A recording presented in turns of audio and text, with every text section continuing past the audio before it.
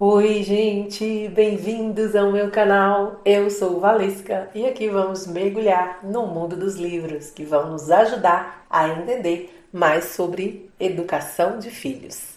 Se você quer acompanhar a leitura de alguns trechos destes livros, fiquem aqui comigo. Toda semana vou trazer a leitura de trechos dos livros que estamos lendo lá no meu grupo de WhatsApp. Vou deixar o link na descrição do vídeo caso queira receber todos os dias áudios, PDFs, atividades e ofertas que disponibilizo lá. Você será muito bem-vindo. Já se inscreve, deixe seu like, seu comentário, compartilhe esse vídeo, ativa o sininho e vem comigo.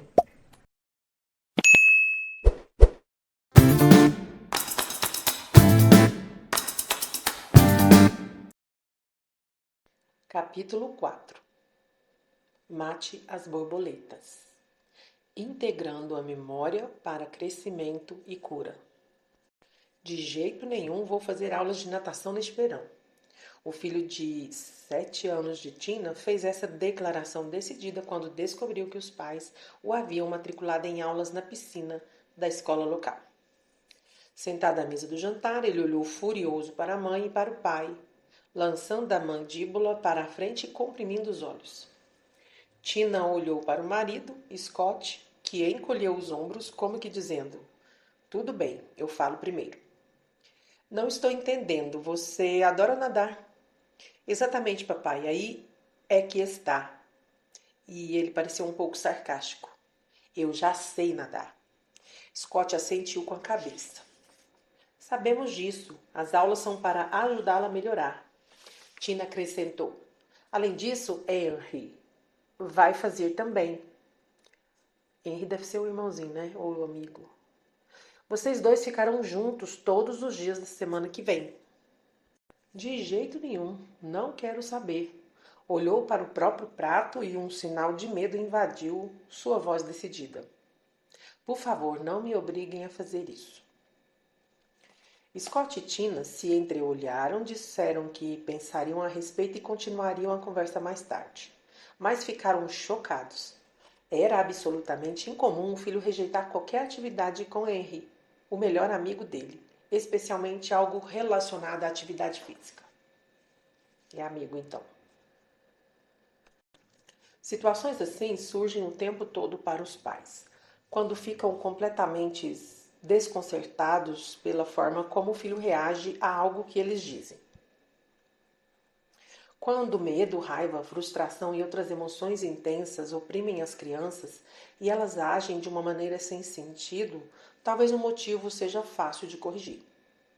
Podem simplesmente estar com fome ou cansadas, ou podem ter ficado tempo demais andando de carro. Ou talvez isso ocorra porque tem 2 anos, 3, 4, 5 ou 15. Outras vezes, as crianças fazem cena ou se comportam de um modo diferente por motivos mais profundos. Por exemplo, quando Tina e Scott conversaram mais tarde naquela noite, concordaram que a surpreendente reação do cérebro direito do filho provavelmente era o resultado de uma experiência ligeiramente traumática que ele tivera 3 anos antes, na qual provavelmente ele sequer pensara. Tina sabia que aquele era um ótimo momento para expor o filho alguns fatos importantes sobre o cérebro. Então foi o que fez na hora de dormir naquela noite. Antes que falemos sobre essa conversa, precisamos primeiro explicar o que Tina estava tentando ao conversar com o filho.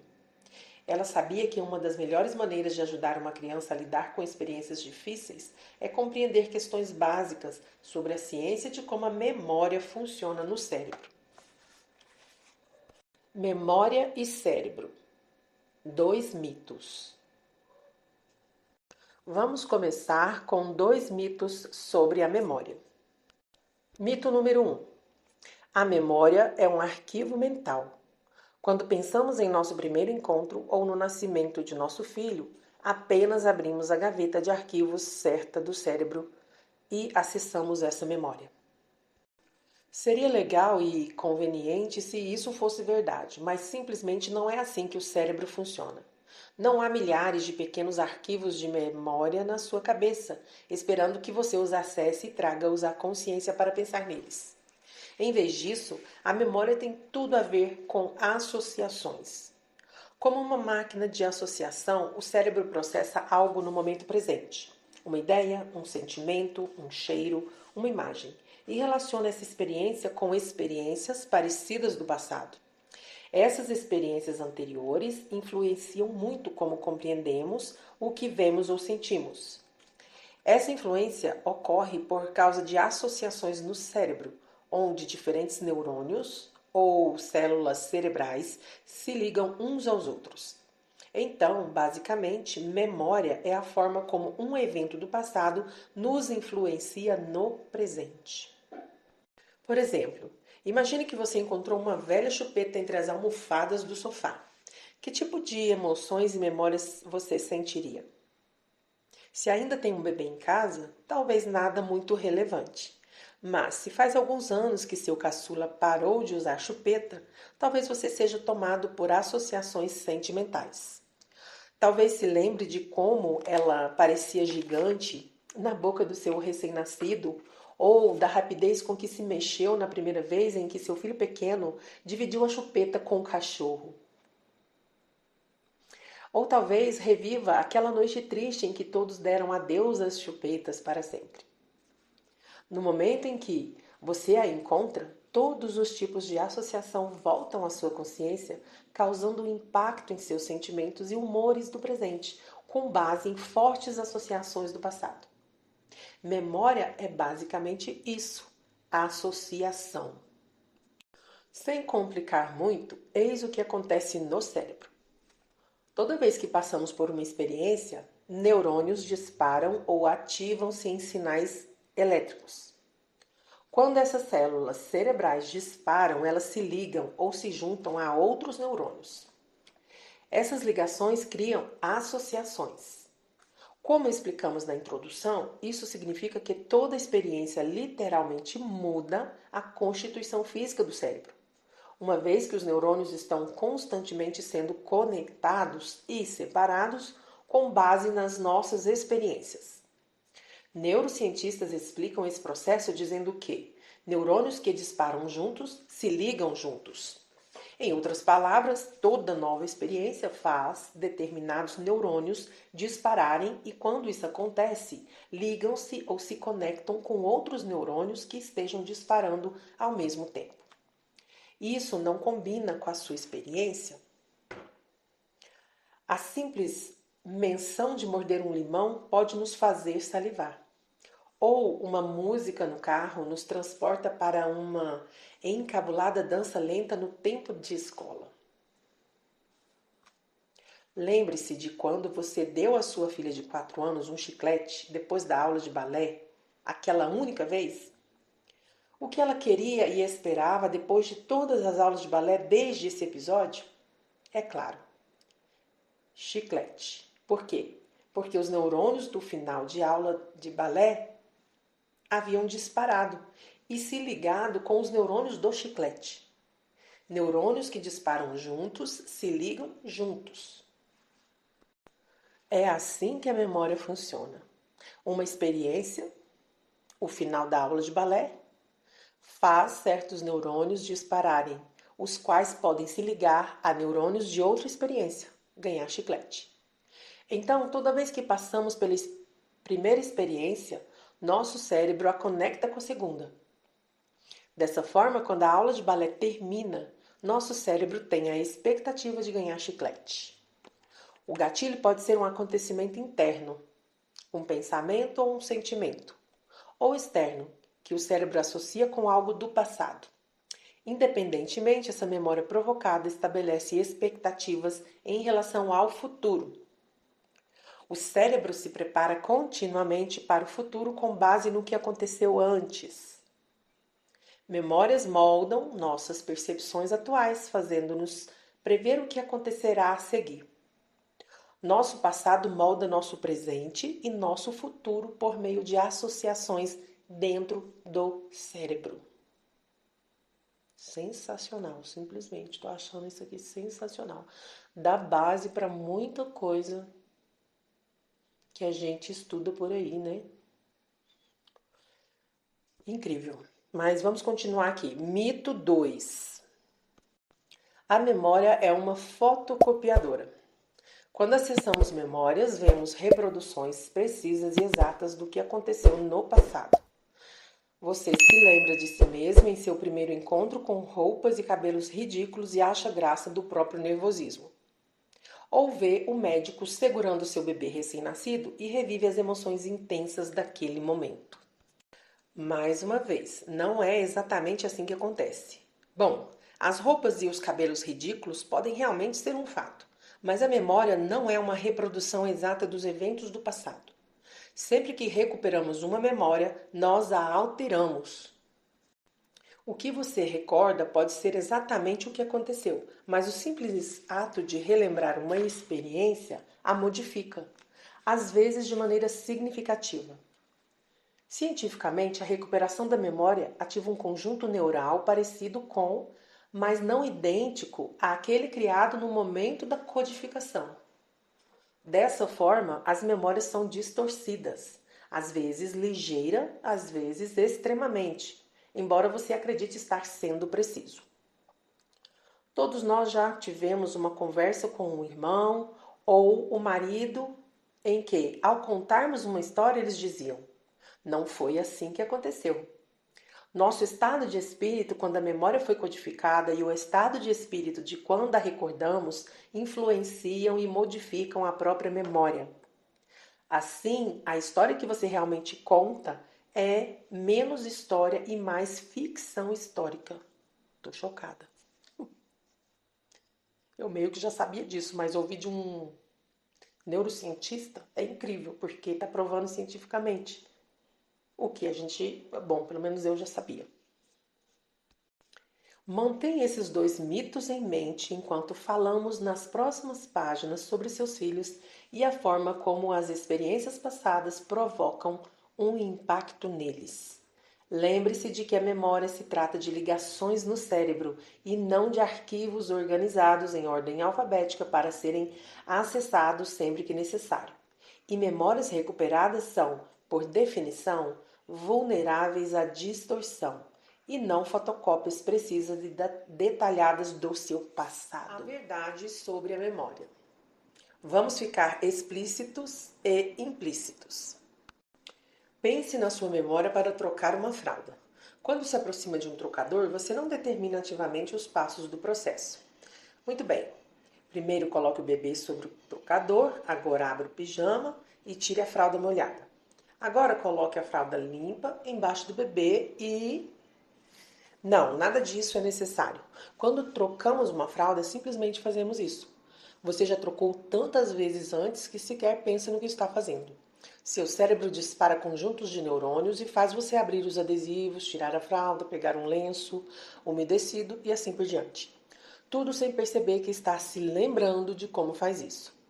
Esse é um tipo de memória. Experiências passadas influenciam seu comportamento no presente sem qualquer percepção de que a sua memória foi provocada. Se, por outro lado, você pensar no dia em que trocou uma fralda pela primeira vez, talvez faça uma pequena pausa, varra a memória e surja com uma imagem de si mesmo segurando nervosamente o tornozelo de um bebê, fazendo uma careta para o que encontrou na fralda e depois se esforçando para adivinhar o que deve fazer em seguida. Quando pensa ativamente nessas imagens e emoções, está ciente de que está se lembrando de algo do passado. Isso também é memória, mas é diferente da memória que permite que você troque uma fralda agora, sem sequer pensar no assunto. Esses dois tipos de memória se entrelaçam e trabalham juntas em sua vida cotidiana normal. A memória que permite que você troque seu bebê sem saber que está lembrando é chamada implícita. Sua capacidade de recordar o aprendizado para trocar uma fralda é a memória explícita. Normalmente, quando pensamos na memória, falamos sobre o que tecnicamente é a memória explícita, uma recordação consciente de uma experiência passada. Contudo, precisamos conhecer ambos os tipos de memória, para o nosso próprio bem e para o bem dos nossos filhos. Ao termos uma noção clara desses dois tipos diferentes de memória, podemos oferecer a nossos filhos o que eles precisam enquanto crescem, amadurecem e lidam com experiências difíceis. Vamos começar enfocando as memórias implícitas que iniciam sua formação no instante em que nascemos. Dan conta uma história sobre um estudo de pesquisa informal que realizou na própria família. Quando minha mulher estava grávida de nossos 2 filhos, eu costumava cantar para eles no útero. Era uma antiga canção russa que minha avó cantava para mim, uma canção infantil sobre o amor dela pela vida e pela mãe. Que sempre haja sol, que sempre haja tempos felizes, que sempre haja a mamãe e que sempre haja eu. Eu a cantava em russo e inglês.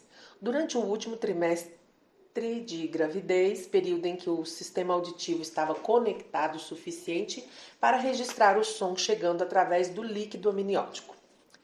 Então, na primeira semana depois que cada um de meus filhos nasceu, convidei um colega para fazer um estudo de pesquisa. Não foi controlado, mas foi divertido. Sem revelar a canção pré-natal, cantei 3 canções diferentes. Sem dúvida, quando os bebês ouviam a canção conhecida, os olhos deles se abriam mais e ficavam mais alertas, de modo que meu colega conseguiu identificar facilmente a mudança no nível de atenção deles. Uma memória perceptiva havia sido codificada. Agora meus filhos não me deixam cantá-la. Provavelmente soava melhor embaixo d'água. Ele brinca aqui. Os filhos recém-nascidos de Dan reconheciam sua voz e a canção russa porque essa informação havia sido codificada em seus cérebros como memórias implícitas. Codificamos a memória implícita ao longo da vida. Nos primeiros 18 meses, codificamos apenas implicitamente. Um bebê codifica cheiros, sabores, sons da casa e dos pais, sensações da barriga quando está com fome, a delícia do leite morno, a forma como a mãe fica tensa em resposta à chegada de determinado parente. A memória implícita codifica nossas percepções, emoções e sensações corporais. E, conforme ficamos mais velhos, comportamentos como aprender a rastejar, caminhar, andar de bicicleta e até trocar uma fralda. O que é fundamental compreender em relação à memória implícita é que ela nos faz formar expectativas sobre a forma como o mundo funciona com base em nossas experiências prévias. Isso especialmente quando se trata de nossos filhos e de seus medos e frustrações. Lembra-se da conexão entre balé e chiclete? Como neurônios que disparam juntos se ligam juntos, criamos determinados modelos mentais com base no que aconteceu no passado. Se você abraçar seu filho pequeno toda vez que voltar para casa do trabalho à noite, ele terá um modelo mental em que o seu retorno será repleto de afeto e conexão. Isso ocorre porque a memória implícita cria a preparação e o cérebro apronta-se para reagir de determinada maneira. Quando você chega em casa, seu filho espera um abraço. Não apenas o mundo inteiro dele está preparado para receber esse gesto de carinho, como ele mexerá os braços com expectativa quando ouvir seu carro entrando na garagem. Conforme ele ficar mais velho, a preparação continuará operando com comportamentos mais complexos. Alguns anos mais tarde, se um professor de piano frequentemente criticar a forma de ele tocar, ele poderá criar um modelo mental de que não gosta de piano ou mesmo de que não é uma pessoa musical. Uma versão mais extrema desse processo ocorre no caso do transtorno do estresse pós-traumático, em que uma memória implícita de uma experiência perturbadora se torna codificada no cérebro de uma pessoa e um determinado som ou uma imagem ativa essa memória sem que a pessoa sequer se dê conta de que se trata de uma memória. A memória implícita é basicamente um processo evolutivo que nos mantém seguros e fora de perigo. Liberta-nos para conseguirmos reagir rapidamente ou mesmo autorizarmos nossas reações em momentos de perigo sem termos de recordar ativa ou intencionalmente experiências semelhantes prévias. Como pais, isso significa que quando nossos filhos parecem reagir de maneiras extraordinariamente insensatas, temos que considerar se uma memória implícita não criou um modelo mental que precisamos ajudá-los a explorar. Foi o que Tina fez com o filho quando o pôs na cama e conversou sobre as aulas de natação. A conversa deles foi mais ou menos assim. Primeiro aqui é a Tina falando. Você pode me dizer o que está acontecendo com a natação? Não sei, mamãe, só não quero ir. Você tem medo de algo? Acho que sim, sinto um monte de borboletas no estômago. Então vamos falar sobre essas borboletas. Você sabia que o nosso cérebro se lembra de coisas mesmo quando não sabemos que estamos lembrando? Não entendi. Tudo bem, deixe-me explicar melhor. Você lembra que já teve uma experiência ruim com aulas de natação? Ah, sim. Você se lembra daquele lugar onde fomos? Eles eram muito severos lá.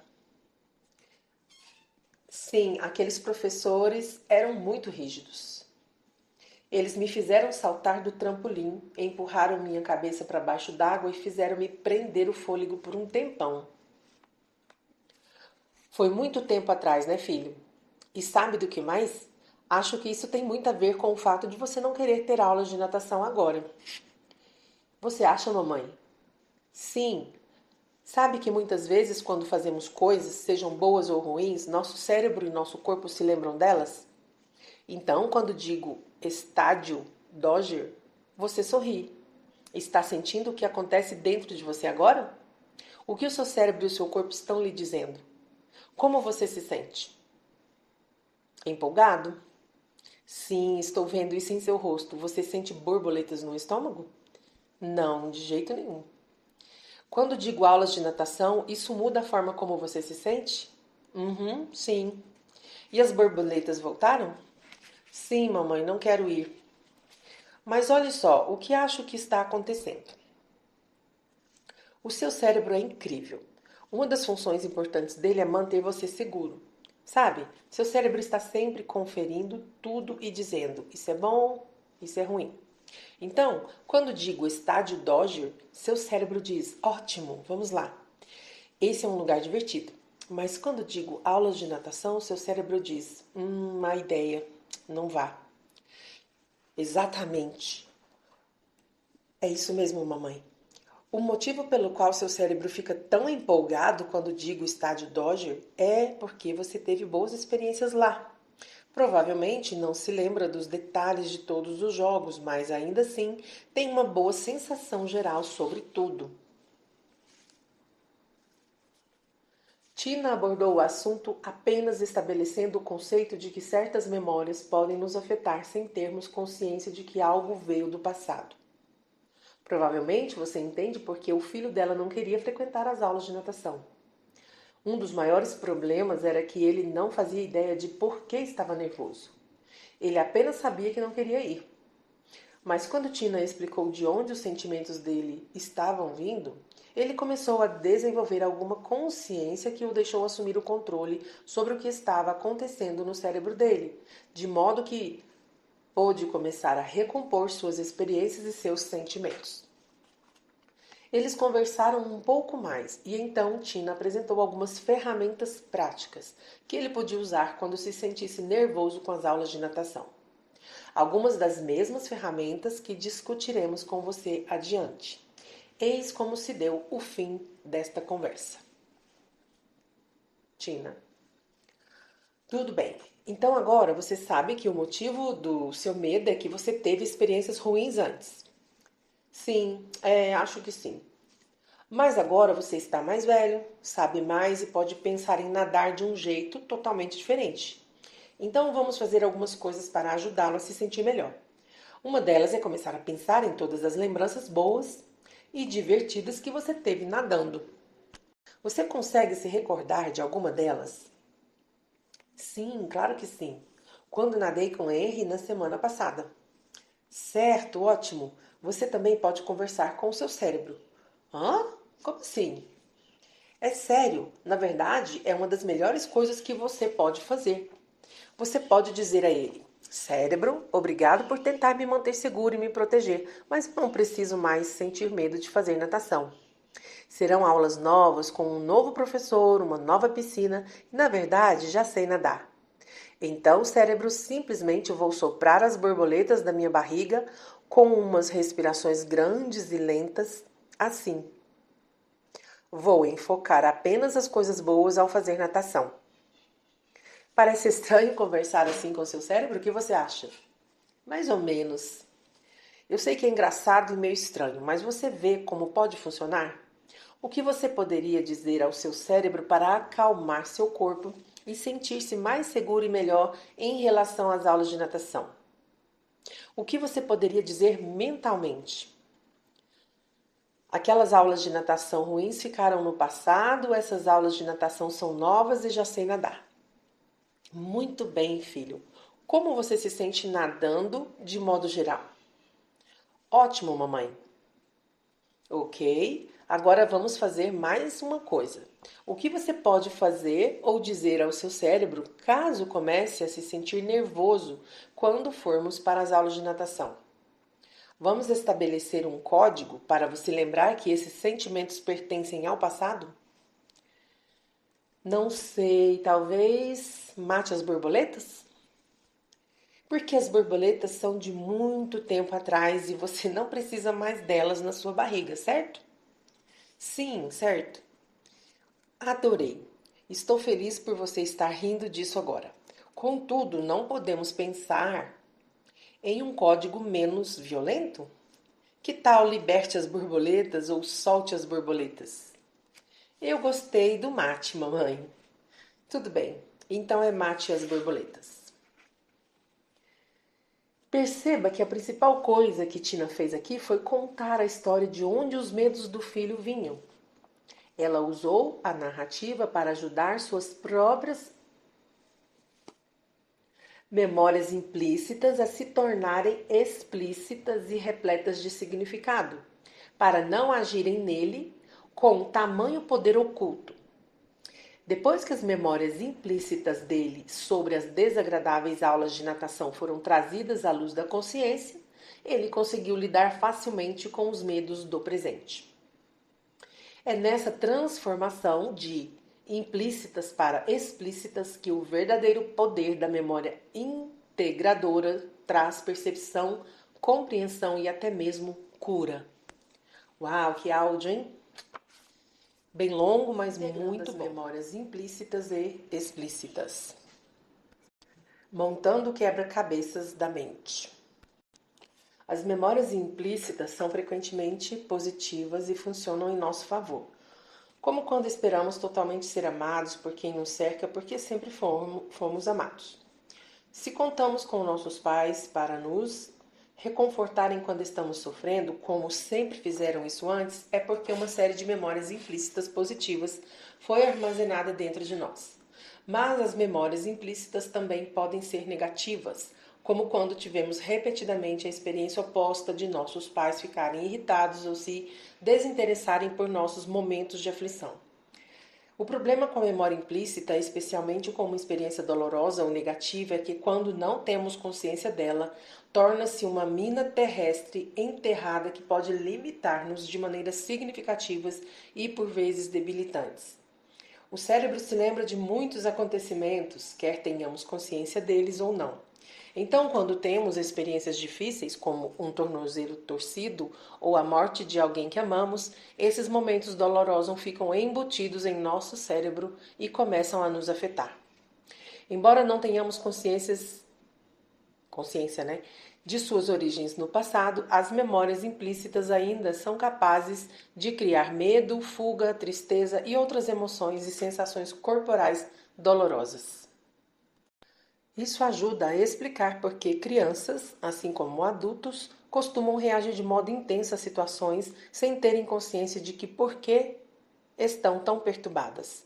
A menos que consigam ver um sentido em suas próprias memórias dolorosas, podem experimentar distúrbios de sono, fobias debilitantes e outros problemas. Então, como ajudar nossos filhos quando estão sofrendo com os efeitos de experiências negativas do passado? Lançamos a luz da consciência sobre essas memórias implícitas, tornando-as explícitas, para que eles tenham consciência e que lidem com elas de maneira intencional.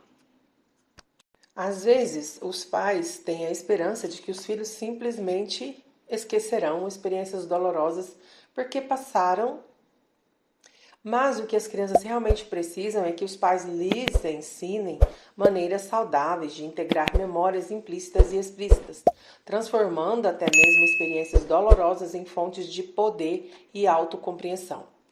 Há uma parte do nosso cérebro cuja função é fazer apenas isso: integrar nossas memórias implícitas e explícitas para que possamos compreender mais completamente o mundo e nós mesmos.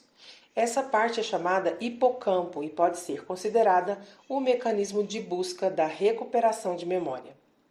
O hipocampo trabalha com diferentes partes do nosso cérebro para pegar todas as imagens, emoções e sensações da memória implícita e reuni-las de tal modo que possam se tornar retratos montados que integram a compreensão explícita de nossas experiências passadas. Pense no hipocampo como um mestre montador de quebra-cabeças que junta as peças da memória implícita. Quando as imagens e sensações da experiência permanecem apenas na forma implícita e não são integradas pelo hipocampo, ficam isoladas umas das outras e completamente desordenadas em nosso cérebro. Em vez de termos um retrato claro e completo, um quebra-cabeça montado, nossas memórias implícitas permanecem como peças espalhadas dele. Assim, falta-nos clareza sobre nossa própria narrativa em desenvolvimento, que define explicitamente quem somos. O pior é que essas memórias apenas implícitas continuam a moldar a forma como vemos e interagimos com nossa realidade imediata. Afetam a noção de quem somos de um instante a outro, tudo sem que sequer tenhamos consciência de que estão afetando a forma como interagimos com o nosso mundo. É fundamental, portanto, que montemos essas peças implícitas de quebra-cabeça em uma forma explícita com o objetivo de refletir sobre o impacto delas em nossa vida. É aí que entra o hipocampo. Ao realizar a importante função de integrar memórias implícitas e explícitas, permite que nos tornemos os autores ativos de nossa história de vida. Quando Tina conversou com o filho sobre as associações temerosas dele com as aulas de natação, estava simplesmente ajudando o hipocampo dele a fazer seu trabalho. Não foi preciso muito esforço para as memórias implícitas dele se tornarem explícitas, para ele lidar com o próprio medo e encontrar sentido tanto em sua experiência dolorosa do passado, quanto em como está ainda... Ai, meu Deus. Peraí, deixa eu voltar, porque deu ruim aqui. Paciência, ó. Não foi preciso muito esforço para as memórias implícitas dele se tornarem explícitas, para ele lidar com o próprio medo e encontrar sentido, tanto em sua experiência dolorosa do passado, quanto em como esta ainda o estava afetando no presente. Quando não damos espaço para as crianças expressarem seus sentimentos e relembrarem o que ocorreu depois de um acontecimento avassalador, suas memórias apenas implícitas permanecem na forma desintegrada, deixando-as sem condições de ver sentido em suas experiências. Mas quando ajudamos nossos filhos a integrarem o passado com o presente, eles conseguem ver sentido no que está acontecendo dentro deles e obter controle em como pensam e se comportam. Quanto mais você promover esse tipo de integração da memória em seu filho, menos frequentes serão as respostas irracionais ao que está acontecendo no momento, pois são, na realidade, reações que sobraram do passado. Não estamos dizendo que a integração da memória é uma panaceia que prevenirá todas as explosões e reações irracionais, mas é uma ferramenta poderosa para lidar com experiências difíceis do passado e você gostará de saber disso na próxima vez em que seu filho estiver com dificuldades por algum motivo desconhecido. Quando seu filho de 5 anos não conseguir encontrar a luzinha para completar o carrinho de Luke Skywalker e berrar descontroladamente com aquela loja de Lego idiota, isso poderá não ter nada a ver com alguma memória implícita inspirada em George Lucas. Na verdade, antes de analisar a situação, pare e confira o básico. Seu pequeno Jed não está simplesmente com fome, raiva, sentindo-se solitário ou cansado? Se estiver, esses problemas poderão ser facilmente resolvidos. Dê-lhe uma maçã, ouça os sentimentos de frustração dele, passe alguns minutos ao seu lado, ajudando-o a localizar a peça perdida. Coloque-o na cama mais cedo para ele recuperar o sono e lidar melhor consigo mesmo no dia seguinte. Normalmente, as crianças fazem o melhor que podem e apenas precisam que nós atendamos às suas necessidades básicas. Conforme você aprender mais sobre o cérebro e pensar em todas as informações que estamos oferecendo aqui, não esqueça as coisas simples e óbvias, aquelas que você já sabe. O bom senso pode levar você muito longe. No entanto, se identificar que algo mais grave está acontecendo, é uma boa ideia pensar nas experiências do passado que podem estar afetando a situação presente.